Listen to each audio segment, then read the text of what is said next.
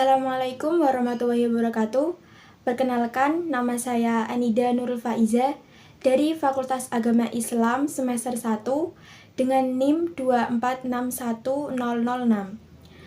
Di sini saya akan mempresentasikan hasil penelitian dengan judul Hak Asasi Manusia. Kita mulai dari definisi hak asasi manusia. Hak asasi manusia adalah seperangkat hak yang sangat mendasar yang melekat pada kodrat manusia sebagai makhluk Tuhan yang Maha Esa. Anugerah Tuhan yang wajib dipatuhi dan dilindungi dalam perjalanan kehidupan berbangsa dan bernegara oleh setiap individu demi keselamatan manusia dan perlindungan martabat dan nilai-nilai.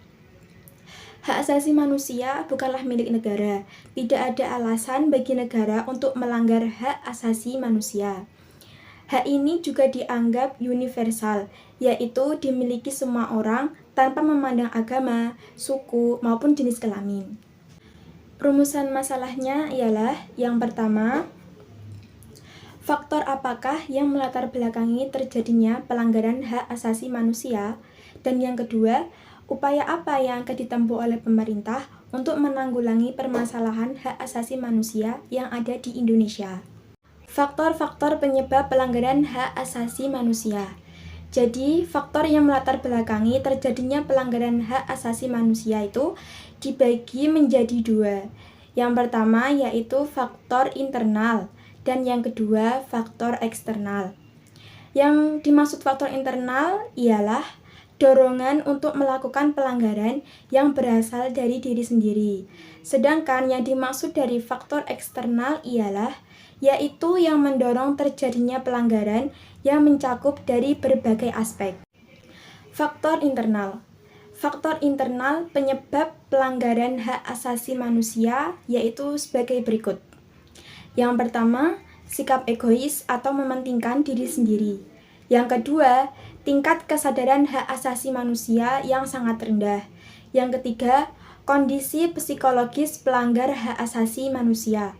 Yang keempat, tingginya perilaku intoleransi. Yang kelima, rasa ingin balas dendam. Dan yang keenam, kurangnya rasa empati terhadap sesama. Faktor eksternal. Faktor eksternal penyebab pelanggaran hak asasi manusia yaitu sebagai berikut. Yang pertama, penyalahgunaan kekuasaan. Yang kedua, ketidaktegasan aparat penegak hukum. Yang ketiga, penyalahgunaan teknologi. Dan yang keempat, kesenjangan sosial dan ekonomi. Upaya pemerintah dalam menegakkan dan melindungi hak asasi manusia. Upaya pemerintah untuk menjamin perlindungan dan penghormatan hak asasi manusia ialah sebagai berikut. Yang pertama, upaya penegakan hukum, yaitu dengan pembentukan Komnas Hak Asasi Manusia.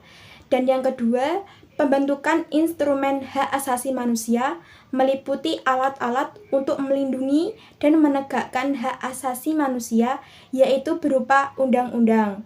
Dan yang ketiga, pembentukan pengadilan hak asasi manusia. Yang keempat, menanggulangi segala bentuk pelanggaran hak asasi manusia. Dan yang terakhir, yang kelima, partisipasi masyarakat.